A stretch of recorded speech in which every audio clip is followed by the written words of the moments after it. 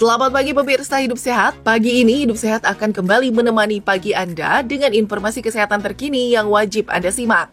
Sepekan lalu ramai diberitakan kabar duka dari seorang influencer kesehatan yaitu Dr. Azmi Fadli. Pada Senin 16 November, ia merasakan sakit kepala hebat, sempat dilarikan ke rumah sakit namun tidak dapat tertolong dan dinyatakan meninggal dunia akibat pecah pembuluh darah pada otak. Melihat kejadian yang menimpa Dr. Azmi, kemudian banyak yang bertanya-tanya mengapa pembuluh darah dalam tubuh bisa pecah. Lantas, penyebabnya seperti apa? Kali ini tim Hidup Sehat akan merangkum apa penyebab pembuluh darah pecah, berikut informasinya. Pertama, hipertensi. Pemirsa mungkin pernah mendengar bahwa hipertensi adalah penyebab yang paling populer terjadi pecah pembuluh darah. Hipertensi atau tekanan darah tinggi secara bertahap meningkatkan tekanan darah yang mengalir melalui arteri. Tekanan darah tinggi yang konstan bergerak melalui arteri yang melemah juga bisa menyebabkan tonjolan atau aneurisma. Aneurisma berpotensi pecah dan menyebabkan pendarahan internal yang berisiko mengancam jiwa. Kedua, gumpalan darah. Gumpalan darah termasuk deep vein thrombosis atau DVT. Dapat menyebabkan peningkatan tekanan di dalam pembuluh darah.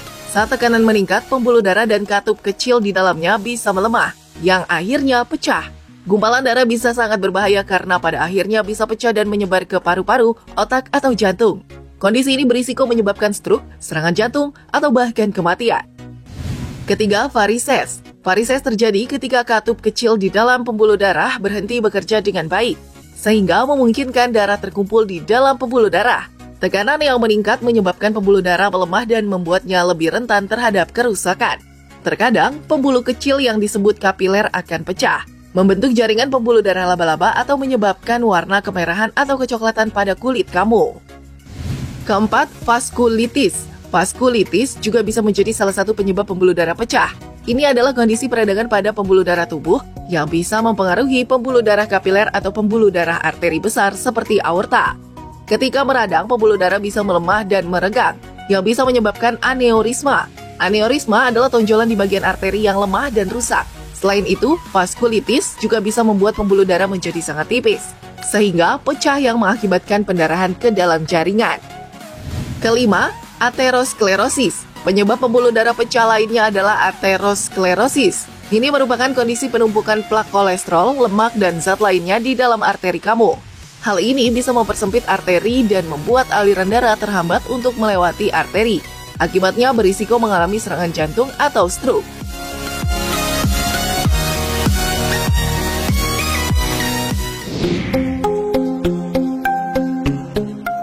Halo pemirsa Hidup Sehat, tahukah Anda kalau dalam tubuh manusia ada salah satu sistem penting, yaitu sistem peredaran darah. Tanpa ada 3 jenis pembuluh darah ini, tubuh manusia tentu akan sempurna. Nah, tahukah kalian bahwa ada 3 jenis pembuluh darah dalam tubuh kita? Yuk, kenali jenis-jenis beserta fungsinya.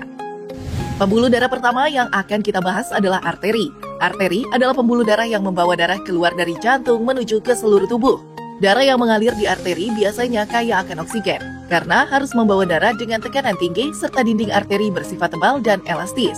Contoh, arteri yang sering kita dengar adalah aorta, yang merupakan arteri terbesar dalam tubuh manusia. Fungsinya tentu luar biasa penting, yaitu memastikan semua organ mendapatkan oksigen dan nutrisi yang dibutuhkan.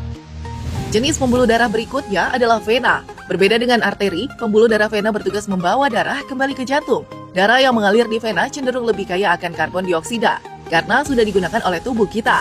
Ciri khas vena adalah adanya katup yang mencegah darah mengalir mundur. Salah satu vena yang paling dikenal adalah vena cava, yang bertugas membawa darah dari tubuh bagian atas dan bawah menuju organ jantung.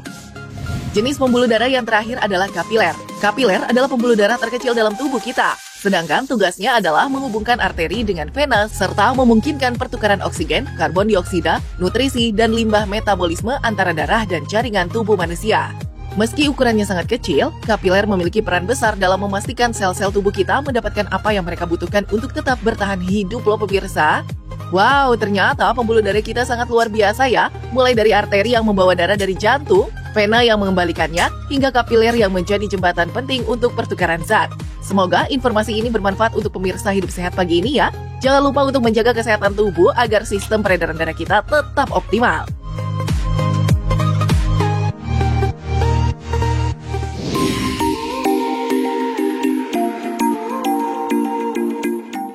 Pemirsa Hidup Sehat, pembuluh darah berfungsi untuk mengalirkan darah ke seluruh tubuh dan menyalurkan oksigen serta nutrisi ke seluruh bagian tubuh.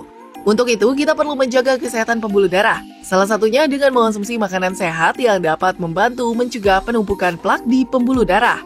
Berikut 5 makanan pembersih pembuluh darah.